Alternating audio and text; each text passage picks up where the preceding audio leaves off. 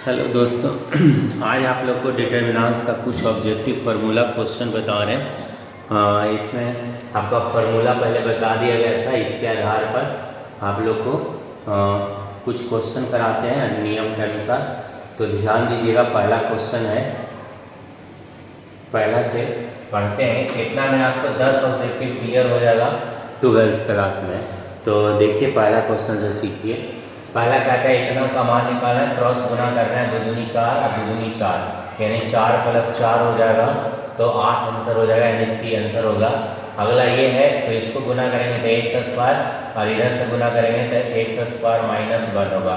तो ये एक कैंसिल हो जाएगा, माइनस माइनस प्लस 1 होगा, ये आंसर डी हो जाएगा। ठीक है, अगला ये है, इसको हल करना है तो x² 18 दूनी 36 यानी x² - 36 इक्वल हो जाएगा।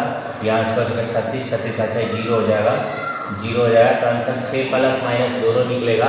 अगर ऑप्शन में +- 6 रहता तब वही होता। अगर आंसर में ऐसा नहीं है तो आंसर बी ए होगा, पहला ही ऑप्शन ठीक होगा। अगला है a × 1 - 4a बट अति इतना है 1441 mod 3a का मान निकालना है।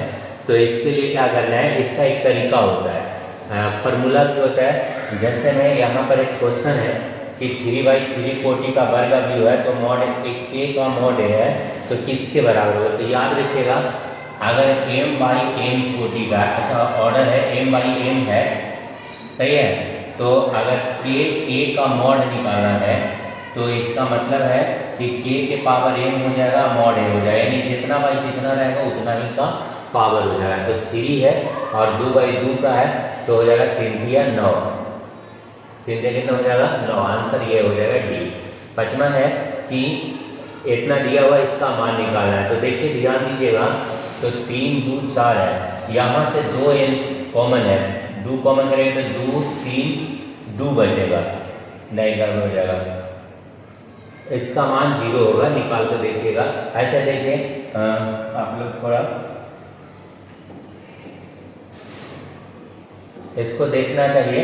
जैसे देखो 3 4 5 3 4 5 और एक नियम बताया गया था कि किसी डिटर्मिनेंट्स में 2 रो या 2 कॉलम बराबर हो जाए तो उस सारणी का मान 0 होता है। तो यहाँ पर इसका डायरेक्ट वैल्यू 0 देना है। सोल्व भी करेगा तो 0 आएगा, लेकिन अगर आप फार्मूला पॉइंट याद रखते हैं तो उससे आपका कंफर्म हो जाएगा। यानी कि किसी भी सारणी में 2 रो 2 कॉलम बराबर हो जाए तो वह सारणी का मान 0 होता है। अगला है 9 से मल्टीप्लाई करना है, 3 से मल्टीप्लाई करना है। मल्टीप्लाई जब भी करना है तो किसी एक रो या किसी एक कॉलम, मैट्रिक्स में बताया था, देखिए मैट्रिक्स है और इसमें कोई संख्या से गुना करना है तो पूरा में गुना होगा। जैसे 4 6 12 और 8, लेकिन अगर डिटर्मिनेंट्स ये रहता है तो किसी एक रो या किसी एक कॉलम में गुना करते तो देख लेते किस में गुना है। इसमें पूरा में गुना है तो नहीं होगा। इसमें देखा जाए तो 3 से गुना कर रहा है, 3 × 4 3 × 9 8 कर दिया गया है, ये भी नहीं होगा। यहाँ देखा जाए तो 2 3 4 5 जो है जो भी उतार दिया गया नहीं होगा। यहाँ पर देखा जाए तो 4 × 12 5 × 15 आंसर डी होगा, काहे कि ये सिर्फ सेकेंड कॉलम में गुना है। यहाँ पर देखा जाए इसको हल करना है तो इसका भी मान 0 आएगा। कैसे आएगा ये समझ लो।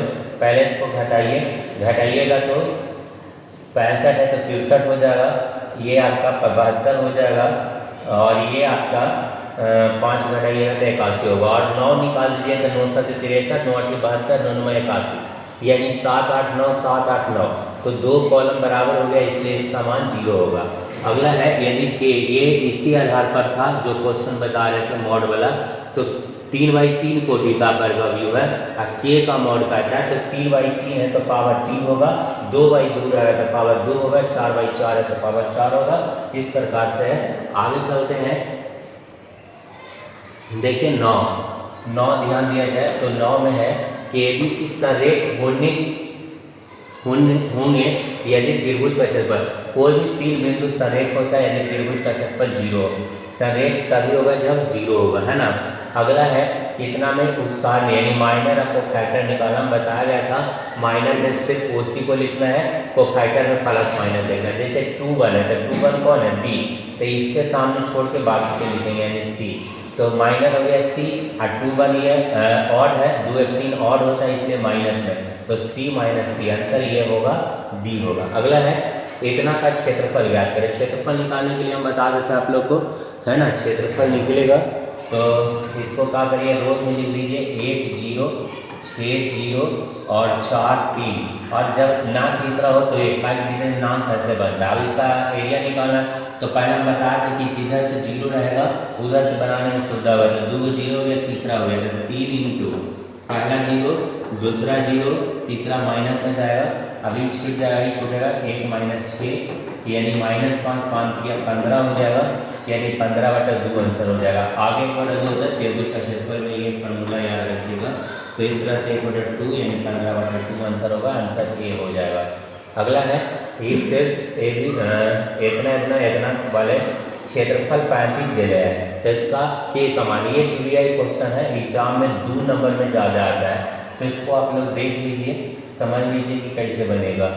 पहला है 2 -6 है, दूसरा है 5 4 है, तीसरा है K4 है, और यहाँ 1 होगा। तो इसको क्रॉस मल्टीप्लाई कर लीजिए, पहले बनेगा 2 इंटू, और यहाँ पर त्रिभुज का क्षेत्रफल ज्ञात करना है, जबकि क्षेत्रफल 35 दे रहा है, तो 1/2 35 दे रहे, तो 35 बराबर हो जाएगा 1/2, एक गुना कर दो, 35 दूनी 70 हो जाएगा बराबर।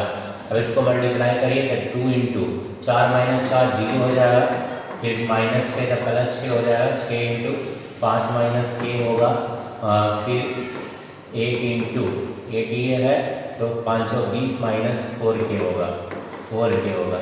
ये 0 हो गया, 70 रह गया, ये 0 हो गया, इसको हटा देते हैं, 6 × 5 = 30 -6K, और यह हो जाएगा 20 - 4K, तो 6 × 4 = 10 हो गया, 30 × 20 = 50 हो गया, 50 प्लस तो -70 - 50 बराबर 50K न 10K, सॉरी 10K, 6 × 4 = 10 हो जाएगा। तो आपका हो जाएगा -10K होगा, तो 70 हो गया, तो 70 में से 50 किया 20 बचेगा, तो 10K - 10K, तो K बराबर -2 एक आ रहा है, लेकिन यहाँ 2 आंसर देगा, -2 और +1। देखिए ये जो क्षेत्रफल निकलता है 2 भाग में निकलता है, प्लस और माइनस। तो एक बार आप प्लस लेके चले थे, एक बार माइनस लेके चलिएगा, तो माइनस लेके चलिएगा तो 120 हो जाएगा बराबर -10K, तो 12, यानी आंसर आएगा 2 और -12, अभी -12 +12 और +2, यानी ये हो गया आंसर। तो इस प्रकार से आपका होगा।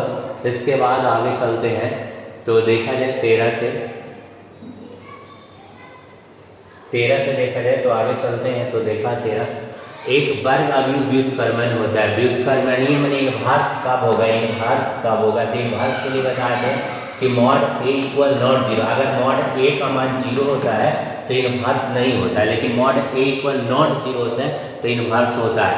इसलिए आंसर इसमें कौन सा होगा, तो डी आंसर होगा, mod A = not 0। ठीक है, आगे है, यदि एक 3/3 कोटि का अवयव है, इसमें 3/3 है, एडजॉइंट का मॉड है, तो स्क्वायर के बराबर होगा, 2/2 रहता है तो मॉड के बराबर होता है। ठीक है, यदि ए कोई 2 व्युत्क्रमणीय अवयव है, डिटरमिनेंट्स A इनवर्स, ये एनसीईआरटी क्वेश्चन है, इनवर्स माने बटा होता है, 1/, डिटरमिनेंट्स हो जाएगा। अगला है कि थोड़ा बड़ा कर देते हैं,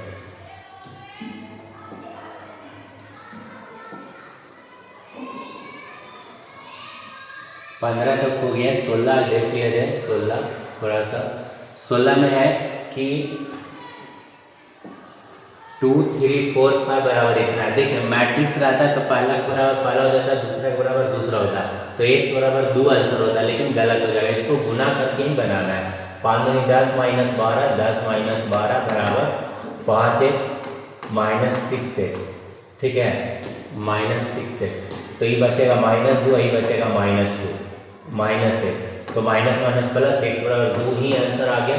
चलो अच्छा है, कोई में गलत भी होता है तो इसको ध्यान दीजिए। अगला है, इतना संरेखीय है, तो यहाँ संरेखीय लिखा है, कोलिनियर लिखा है, यानी संरेखीय माने कि इस का एरिया 0 होगा, एरिया कितना होगा 0, तो बनाना है तो आप लोग बना सकते हैं, देख लीजिए कैसे बनेगा जी।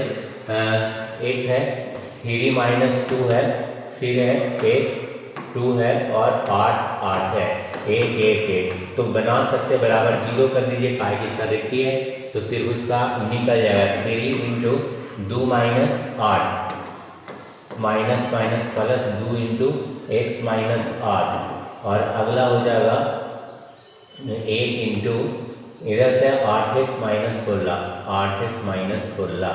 तो इसको सोल्व करिएगा तो 2 में से 8 गया माइनस 6, छुट्टी 18 हो जाएगा minus plus 2x minus 16 plus 8x minus 16 बराबर 0। तो देखिए ये तीनों माइनस में है, 18 16 इतना 16 16 32, 32 18 हो जाएगा आपका 32, 8 10 x हो जाएगा बराबर 18 32, 8 40 50 हो जाएगा, यानी x बराबर 5 आ रहा है। तो ऑप्शन नंबर डी सही है। अगला है इतना का मान निकालना, इसको गुना करिएगा क्रॉस तो माइनस कॉस स्क्वायर होगा 75, रहने से गुना करिएगा था कॉस 15 कॉस 75 साइन 15 साइन 75, ये फार्मूला है बाबू। कौन फार्मूला है? तो cos A into cos B, cos A into cos B plus sine A into sine B, sine A into sine B. तो इसका फार्मूला होता है यहाँ पर ये माइनस में है तो यहाँ माइनस कॉमन करेंगे माइनस हो जाएगा। तो एक फार्मूला हो जाएगा cos A plus B minus cos A plus B, A plus B बोलो तो 75 प्लस 15 90 हो जाएगा और कॉस 90 का वैल्यू 0 होता है, कॉस 90 का वैल्यू 0 होता है, इसलिए पूरा 0 हो जाएगा। तो आंसर कौन सा आएगा? 0 होगा। यहाँ पर आंसर 0 है, मिस्टेक से ए लिखा गया है तो 0 होगा। 19 है ए व्युत्क्रमणीय व्यू है तो ax बराबर b, तो x बराबर तो मल्टीप्लाई है तो कन्फर्म है कि डिवाइड होगा तो a इनवर्स b होगा, आंसर होगा a नहीं होगा क्योंकि b इंटू ए इनवर्स अलग हो जाता है। अगला है इसको क्रॉस गुना करेगा तो कॉस स्क्वायर x होगा और इसको क्रॉस गुना करेगा तो साइन स्क्वायर x होगा, साइन स्क्वायर x होगा। तो cos square minus sine square formula होता है कॉस 2x का, त्रिकोणमिति का फार्मूला है, इसको देख के ध्यान दीजिएगा। आगे क्वेश्चन है, आगे है 21 से ऊपर है 21 से 25 क्वेश्चन ही है तो इसको ध्यान दीजिएगा। 21 नंबर है यदि ए बी समान अवयव के समान कोटि वर्ग भी हो तो मॉड ए बी का मॉड किसके बराबर होगा? क्योंकि बताए थे VBI में भी बताया था कि मॉड ए मॉड बी के बराबर होगा। अगला है ए इतना है तो इतना बराबर बी है तो कहता है कि ए इनवर्स, देखिए ए स्क्वायर प्लस ए बराबर बी निकाला, ए इनवर्स निकाला तो सब में ए से भाग कर दीजिए, ए से भाग कर दीजिए तो यहाँ ए कैंसिल हो जाएगा, ए कैंसिल हो जाएगा।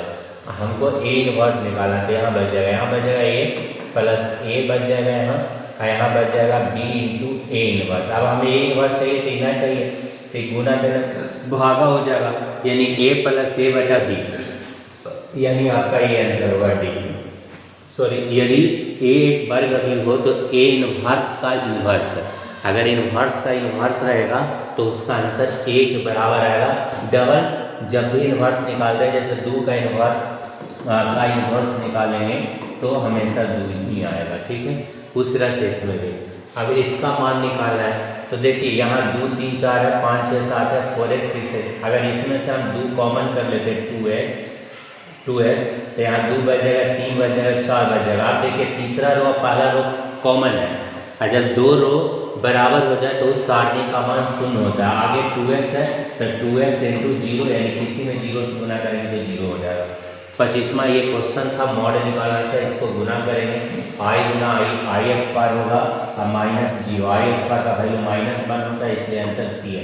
ये 25 क्वेश्चन के आधार पर आप लोग 10 क्वेश्चन ऑब्जेक्टिव कर सकते हैं, 2 नंबर ऑफ सब्जेक्टिव, यानी कि कन्फर्म है कि 12th बोर्ड में आपका 12th बोर्ड में आपका इससे 10 नंबर बच जाएगा डिटर्मिनेंट से। कल आप लोग को डिफरेंशियल या इंटीग्रेशन का फार्मूला बता देंगे, ठीक है। Thank you.